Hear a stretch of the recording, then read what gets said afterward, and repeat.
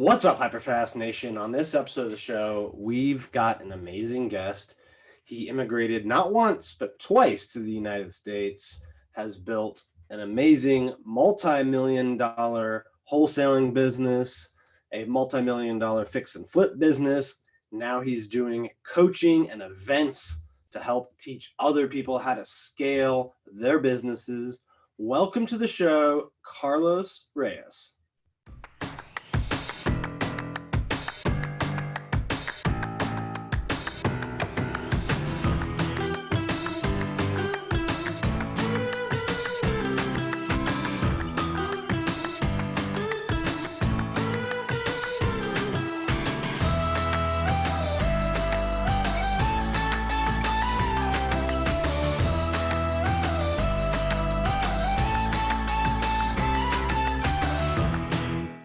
All right, welcome to the show today, Carlos. How are you doing? Hey, brother. Thank you for having me. It's 11 o'clock here at 11:13. Excited to be able to, whatever we can do to serve and provide value to anybody out there that's listening. Awesome. So yeah, before the show, I know we were talking about some exciting stuff you've got going on, wholesaling pretty much everywhere. You got fix and flips in multiple states. Before we kind of get into some of that stuff, do you want to give people a little bit of your bio? Absolutely, man. A lot of people they may not know this, but I'm an immigrant. I wasn't born in this country. I became a citizen in 2012. I was brought here legally by my mother twice. The first time it didn't work out. We went to California the first time. We got in through a sewer canal, and we only lasted there about a year and a half. Second and third grade, went back to Mexico. I started, I was always working even as a kid. Like I remember being 6 years old, going door to door and selling bread in Mexico. And then, we got to America, like I said, second grade, third grade. It did not work out. It was very expensive for my mother. She's a single mother, and she's a single mother, not in the sense of like, one of those single mothers, and no disrespect, because I have respect for, all single mothers and all mothers in general. Right. But she decided to leave my father when I was about 2 years old because he was just toxic, and he still is. He's still alive. He's down in Mexico, but yeah, she left him for us. It just wasn't really working out, and she rolled the dice on the American dream. She was like the black sheep of the family, right? When she told her entire family in Mexico that she was going to try to cross over and try to create a life here in America, everybody thought she was absolutely insane. They thought, what? What are you thinking? You have two kids, you have two sons. Why are you doing this? That's just how it is. You know how it is when you want to do something almost that seems impossible. You're going to get a lot of resistance from family, from friends, Yep. From all kinds of different parts of the world. Right. So, you know what? She didn't listen. And I'm very thankful that she did not listen. So she made her way over. Like I said, we might have failed the first time.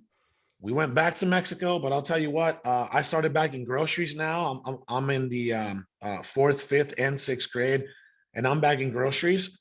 And between her and I, she's cleaning out hotel rooms and I'm bagging groceries. And we're saving up enough money to try to make our second attempt to surviving in this country. And during that second attempt, again, she left for about a year and a half. She came to here where I am today, which is Phoenix, Arizona. She finally got it dialed in. She came back for me first. She paid a guy $25 to sneak me through a fence in Nogales. It's a border of Arizona and Sonora, northern state in Mexico. I got in 1997. She started working on my immigration status here. I became a citizen in 2012. I started my entrepreneur journey in 2013. In 2014, I finally struck gold. I finally found something that worked. I tried, flipping cars, clothing companies. Like I was trying everything, all kinds of different arbitrage ventures, right? And then I read a book. It was a $10 book. I was pretty broke around that time, I had a 9 to 5 job, and it just wasn't going anywhere, man. I was making between $4,000 and $5,000 a month, and I was working my butt off. Like I was working like 70 hours a week at that, 9 to 5 job just to punch in overtime and get more money. Right. So I was like, man, this is not sustainable. Like I'm sitting here making $60,000, $70,000 a year. And in no disrespect, the owner deserves, he took all the risk. He deserves to make all the money he wants. I'm producing millions of dollars for the owner. Man, I got to go and try to find my own way, try to build my own company. Right. And that's something that I always wanted to do as a child. So like I said, man, 2013, I started digging around. I read a $10 book called Flip by Reyes. And it's an old school book, but you know what? It had just enough information for me to really get going, if that makes any sense, right? That book, it said, hey, if you're broke, put out bandit signs. So I started putting out bandit signs every weekend, right? I started putting out bandit signs Friday nights at 11 p.m. Sir, good morning. Started putting out bandit signs at 11 p.m. 11 p.m. at night to around Saturday, 2, 3 in the morning. I did that for 6 months. It took me 2,400 bandit signs, and then I landed my first deal. It was a distressed landlord, just somebody who was tired of being a landlord. They had a rental property. They didn't want to deal with the renters anymore. They didn't want to deal with cleaning the property, renovating the property, renting the property. They had a renter that was on their way out. So I made them a deal. I got this deal in the contract. I was broke, so I only had about $100 to put as an earnest deposit. And I found on Facebook, a guy that was going to fix and flip it, an investor. So then I assigned that contract, the rights to that contract, to this fix and flipper. I made $5,000. And then that first deal changed the rest of my life. I made my first $1 million in 2016. So remember this, 2014, I do my first deal. 2 years later, I make my first $1 million in gross profit, right? 2017, I mean, it started getting crazy. It started really taking off. 2018, I'm teaching people all across the country, because in 2017, I spent $1 million in marketing on how to figure, how to dial in real estate, wholesale marketing, and how to land these off-market discounted properties through, creative marketing channels like pay-per-click, cold calling, direct mail, SMS, ringless voicemail. I mean, you name it, I did it. I spent $1 million. So in 2018, I started teaching other people how to actually build 7-figure companies.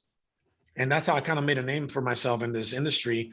My organization has flipped over 1,000 properties, but man, we've helped hundreds, if not thousands of people reach financial freedom through real estate investing by helping them set up what I have here. This is a full-blown operation. I got acquisition managers, I got sales directors, I have asset directors, which handle all my fix and flipping. I got disposition managers on the wholesale side. I got transaction coordinators. I got a CFO. I got a COO. I actually bought this building in December of 2019.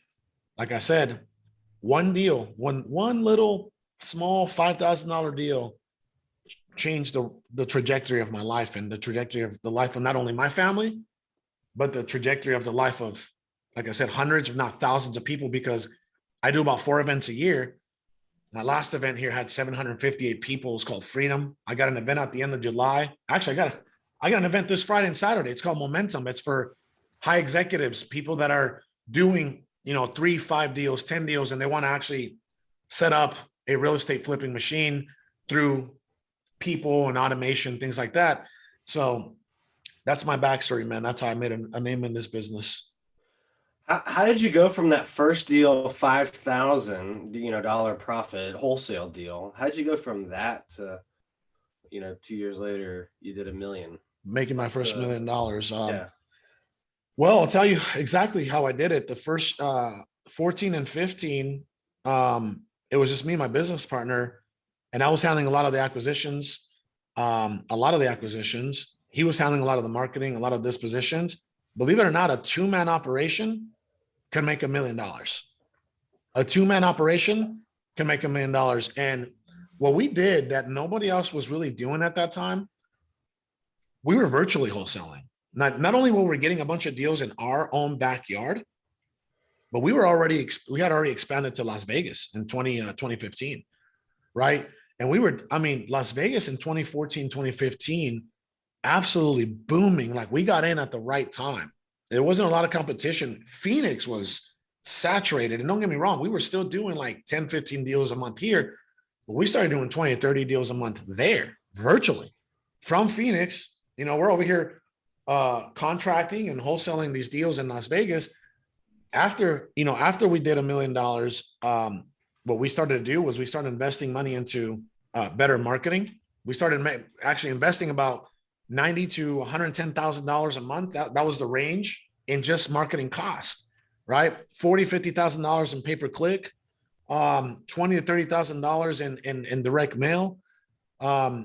We started hiring out, cold calling, and the thing that really changed, two things really changed the game for us in this business. When we started improving our systems, right? The way that, everything we did was we took a systematic approach. And when we started hiring people, like good people, the first person that I hired was an acquisition manager, somebody to actually help me get more deals, right? Hey, hold that thought for a minute. Once we started hiring the right Do you want to people take your real and estate implementing, business to the next right level? systems into If you do, our there's no operation, reason to go it like alone. I said, man, Learn I from think people who've making your been first where $1 million you is the want to hardest go. thing. Carrie and I have sold But billions of dollars making in your real next, estate. like, We netted 5, over 3, 7 figures 5 for million, 7 million, years in a row that's now. not very difficult And we at want all, to see let me if tell you would because be a all you good do fit to now is work you for us. just We don't work with a lot of people, compound but we and want to give you a add chance to what get you're on a already free doing to strategy make $1 call million. to see if we You can just help you do get more your of business that. to the next level. If you have, Go to if you have, hyperfastcoach.com 3, and 5 apply people for that your are working for discovery you, session hire more today. people that are Again, good. that's hyperfastcoach.com. Again, it comes down, especially on the wholesale side, it comes down to marketing and conversion, right? Like marketing and sales. If I'm spending, $100,000 a month in marketing, well, then I better have the personnel to be able to maximize on every single lead that's coming in, right?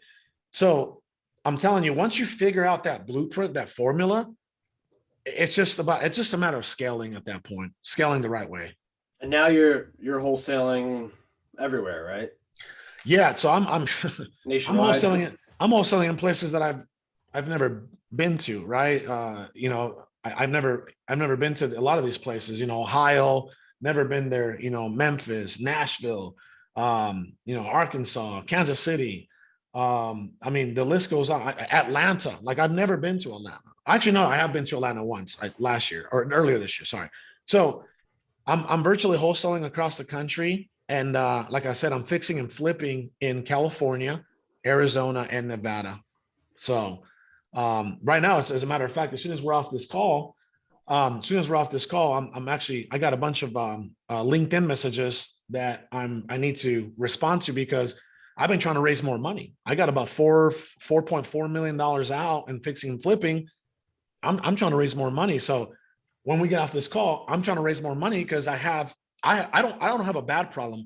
I have enough deals, just not enough money, right?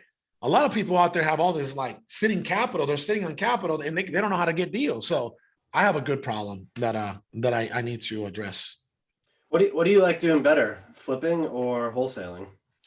Well, you know what? They both have their pros and cons. I'll tell you what. Fixing and flipping, it's always going to give you more of a return, right? If you were going to make $20,000 on a wholesale deal, you're probably going to make $60,000, $70,000, $80,000 on a fix and flip. So I love the return when it comes down to the fixing and flipping, but I love the speed and the volatility of wholesaling, right? So I'll give you an example. I can make 20K in the next 5-10 days on a particular property, or I can make 60, 70, 80,000 in the next 3 to 4 months. You know what I mean? So it's just a matter of what your business needs as far as cash flow in that particular moment. And setting up like you named 4 or 5 states you're in on the fix and flip. Are you doing that all out of your location there? Or Yeah. do you have So this is our headquarters. Do you have people on the ground, obviously, contractors and yep. Like I told you before, I have an asset director, Jaden Pudney, and he flies out, he flies out, especially when we're setting up our infrastructure. Like when we went to Las Vegas, when we started fixing and flipping in Las Vegas, he was there for about 2 weeks. right? We were at some of our properties and he was interviewing potential project managers, right? Same thing in Berkeley, where we're in the Bay Area, we're in Berkeley, we're in LA, same thing. So our asset director actually he oversees all fix and flips. Like he oversees the private money. He oversees the transaction coordination of it. He oversees the project managers, the contractors, right? He oversees the material. So yeah, we're pretty systemized when it comes to fixing and flipping in those particular states. We're pretty systemized. We set up boots on the ground. We set up infrastructure.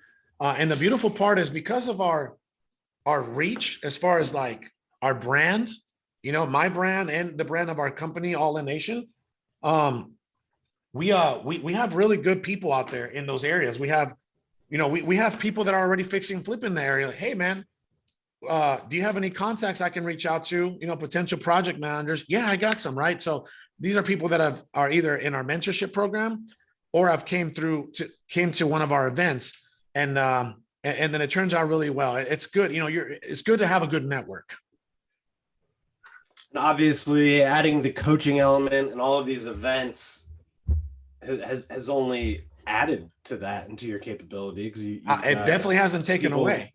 Yeah, you've got people everywhere that recognize and know what you're doing and respect what you're doing already. Absolutely. How has the getting into coaching and events the last few years and your mentorship program, how has that added to the overall business? I love education. I love education for the following reasons.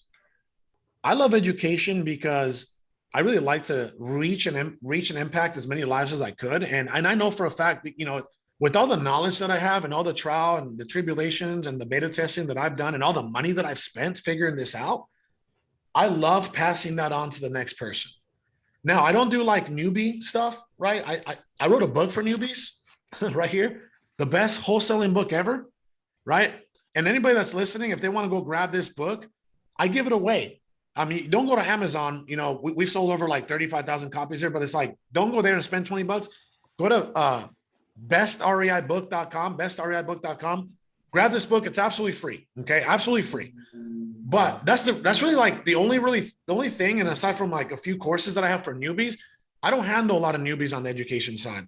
I do a lot of executive coaching. I coach people that are ready to take their game to the next level, right? That are ready to set up, they're serious about their business and they're ready to set up 7-figure operations. And what that's done for us, man, it's not only has it produced beautiful relationships across the country, but it's produced like a beautiful network where if I go to, I'll give you an example. Anywhere that I go and speak, right?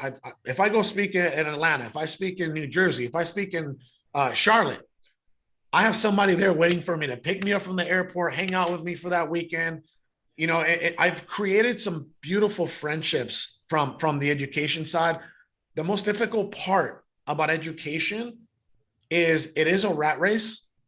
It is a rat race. Like you got to constantly be promoting yourself. You got to constantly be promoting your events, right? And then you also got to constantly be fulfilling, right? Because don't be like some of those people out there that you're going to sell a product and then you're not going to fulfill. You're not going to actually deliver on what you promised that you were going to deliver on, right? Especially when people are paying you $30,000, $40,000, $50,000 for you to actually fulfill on your end. So education has its pros and cons for sure. What's changed, if anything, in your business the last year and a half with COVID, lockdowns, all that stuff? I feel like COVID pushed us to do more fix and flips. What COVID did for us, I'll tell you what, when people were running for the fence back in March, this is March 2020. I remember this vividly. I remember on the wholesale side, people were like, whoa, dude, no, we're going to sit back and see what happens here. Everybody got really scared around that time from March all the way to about May. Well, I knew for a fact that this was not going to be a recession as far as the housing market. I knew for a fact that, it wasn't going to be a correction. It wasn't going to be a drop of 15, 20%. I mean, you've seen what has happened in the housing industry in the past year and a half, right? It's skyrocketed, inflation, equity in these houses, the value of these houses, the inventory is at severe low ranges at this point, right? The demand's extremely high. Well, again, in March, when everybody ran for the fences and took a break, I made a few phone calls and I felt like my gut feeling was, hey, let's press on the gas. Everybody's running. Let's dive really deep in. And man, oh man, because of we're seeing the consequences in a positive way from what we did in 2020. We're having the best year in our business, in our organization's history this year because of everything that we did 2020, right? The pipeline, the marketing, everything's paying off this year. And we're having the best year. Actually, I'll give you an example. 2020 was the best year prior to this year. So that should tell you something. We had our highest net profitability, right? We did the most deals we've ever done. Again, I think it came down to pressing on the gas in 2020 when everybody ran for the fences. Yeah, you built up a lead that, other people would just playing catch up the whole Absolutely. time after that. They took a few months. They took at least 2 to 3 months off. I remember this. I remember, like I said, I have a network that it extends out from the West Coast all the way to the East Coast, right? And I remember what people were doing, and I don't blame them because those were very uncertain times, especially when it all hit in March. Man, I mean, it was terrible, right? So, but it wasn't uncertain for you though. It doesn't. No, I didn't. Not for 1 second. Like, I mean, I have videos and content of me telling my team, hey, we're pressing on the gas. Everybody's running for the hills. We're running in. Everybody's running out. We're running in. And that really positioned us for what we're doing today. What do you think, might be some permanent changes that come out of this? Like obviously during COVID, people wanted bigger homes. They were okay to commute more, more outdoor space, even how they searched for homes or more focus on virtually. Like when we kind of get through all of this, and hopefully we're close, but what do you think kind of goes back to how it was before, and what do you think changes? That's the thing, right? Like nobody has it figured out. Nobody knows when the next correction or a recession or when this madness is going to stop, right? The fact of the matter is, 2 things that I keep a really close eye on is supply and demand. Supply and demand. Hey, I mean, right now it's like, do you want to get 100 demand tips and supply for free way from down here, my right? best-selling real I mean, estate before book, we even the start hyperlocal talking, like, HyperFast hey, Real man, when Estate do we slow it Book. down, If you right? do, It has go to it has to level itself out at some point, right? And you can download 100 of my best. I really believe. I remember last year, I'm like, all right, guys, quarter 3, quarter 4 of 2021, we really got to slow it down. Download 100 tips on how to right now I have grow your a property business, in get more Berkeley clients, that deliver I more bought value for to $690, more people. and my exit price is going to be between 1.8 and 2 million. I'm putting around 200,000 into this property, but man, I might net, $800,000 on this property, because guess what? I bought this property 4 or 5 months ago, and the value has increased and increased and increased, probably an average of like 5% per month. So for me to see, and again, I don't control the market, right? The consumers do. The demand does. So I'm just going to get it while the getting is good. And I got to make sure that, what I have been doing, I will say this, complete transparency, is Berkeley's probably my last big project where like permits, additions, right? That's my last big project. I have a certain buy box and a criteria where I want to get in and get out, 2 to 3 week project.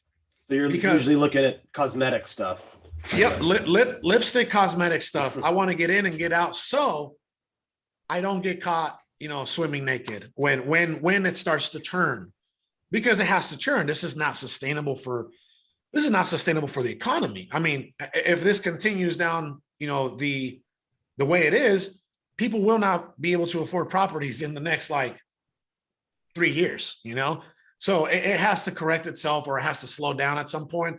When that does happen, I want to be able to get rid of everything that I have and be good. Have enough capital. If it drops 10 or 15, 20%, I want to be able to get in. But you know what?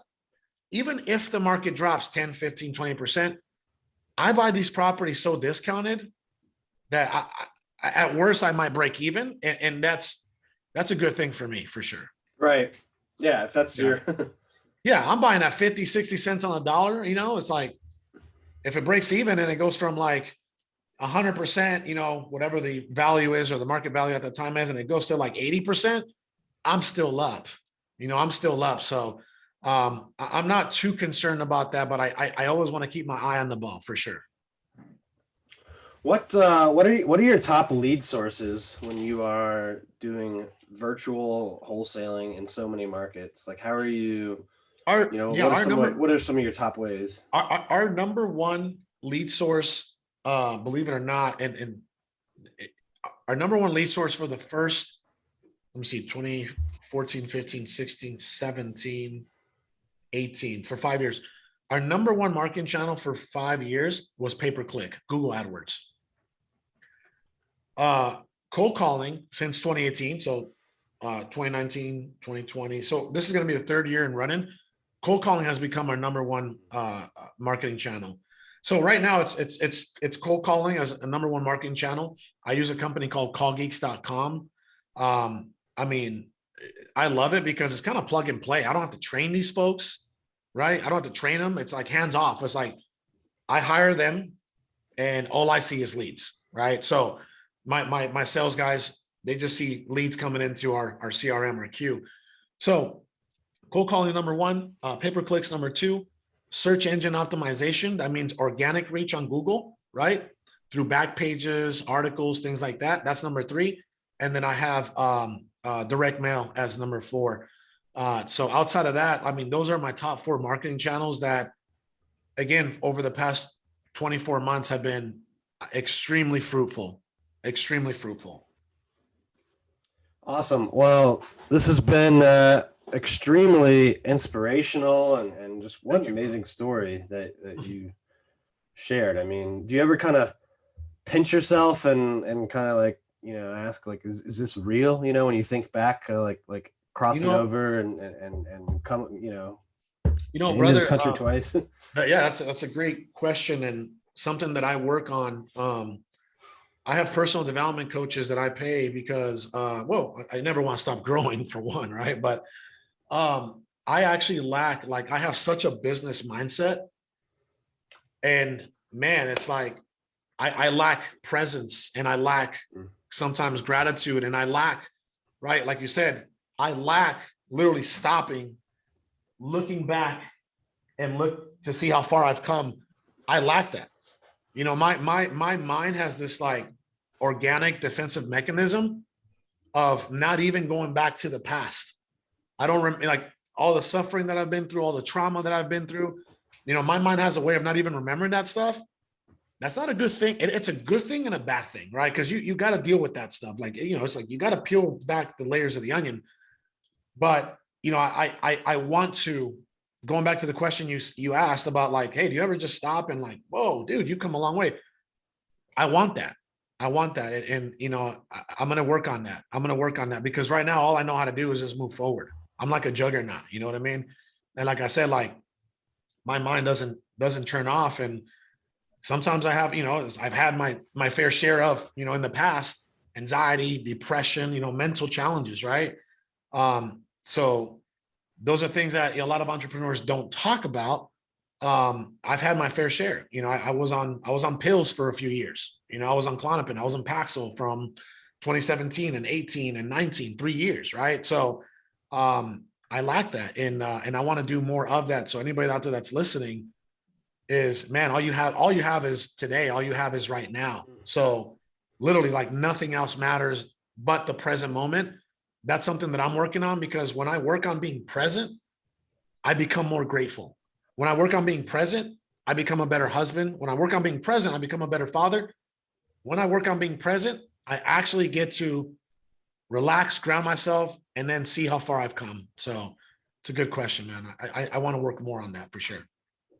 Awesome. Well, I always like to wrap up with a HyperFast round. If you're ready for some rapid fire questions here. Let's do it.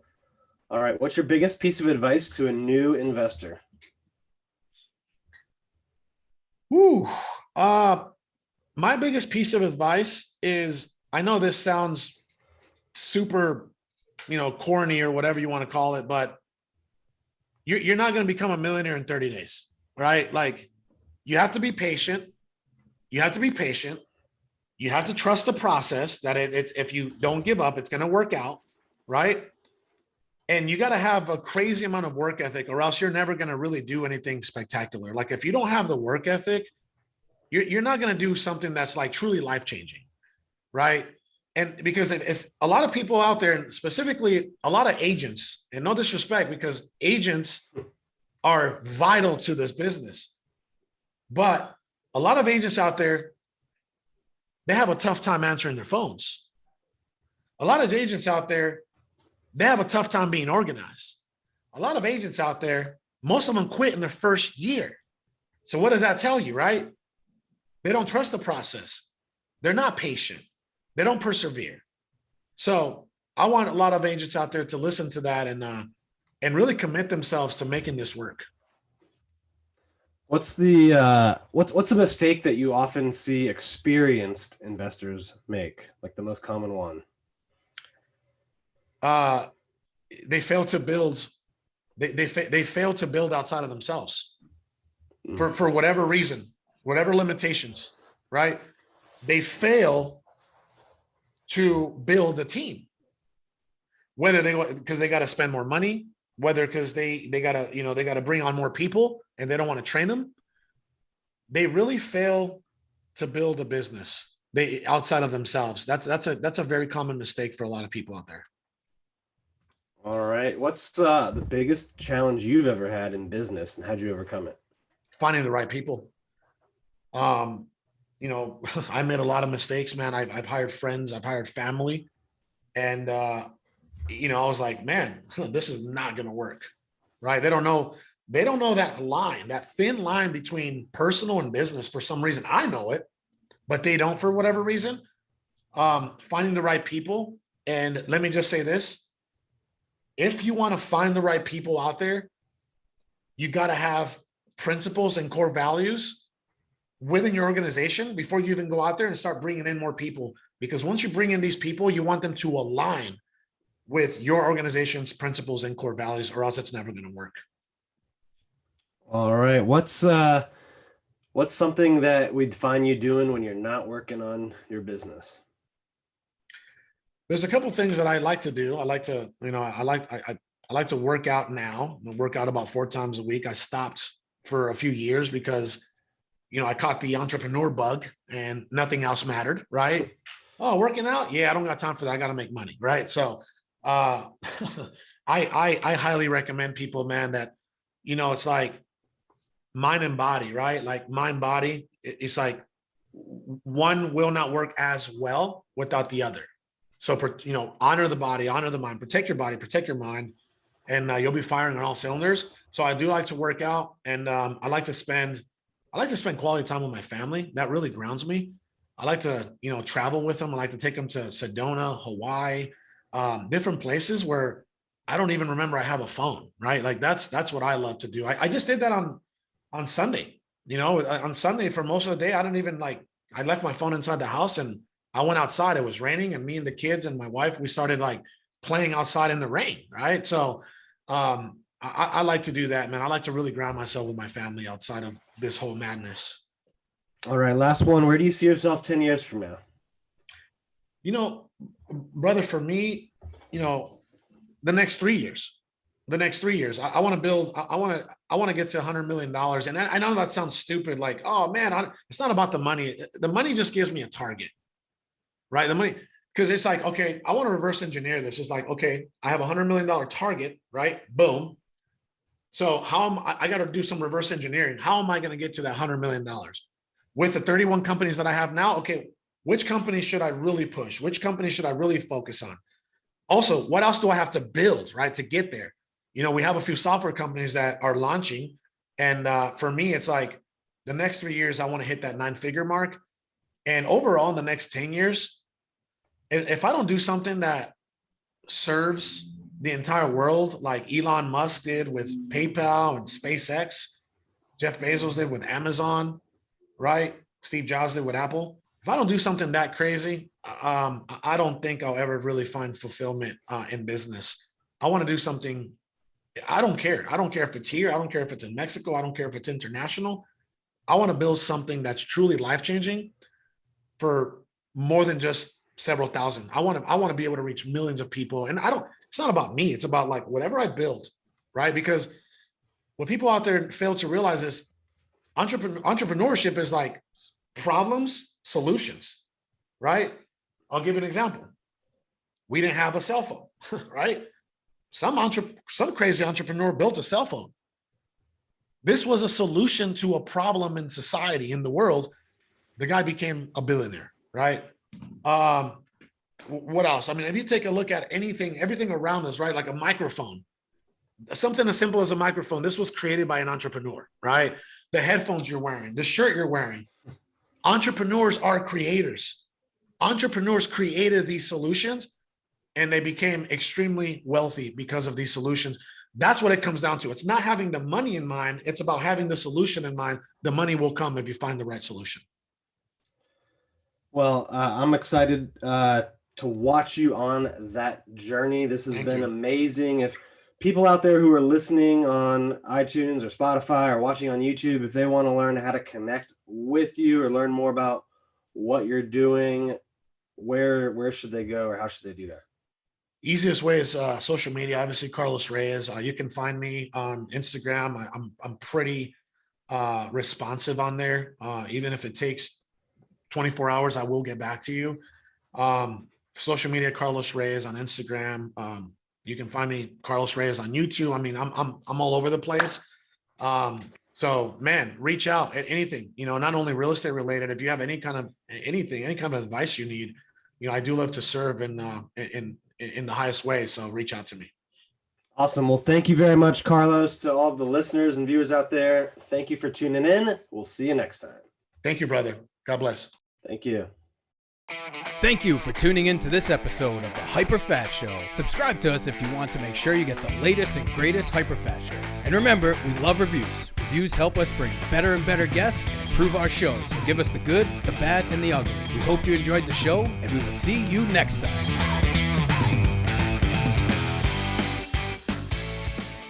Hey guys, thanks for sticking around to the end. I hope you enjoyed that video, and if you want to see more, click right here. And if you want 100 real estate tips from my best-selling book, click right here to download them instantly. And if you're new to this channel, click below to subscribe and turn on post notifications so you don't miss out. And leave some comments about what you think on the videos.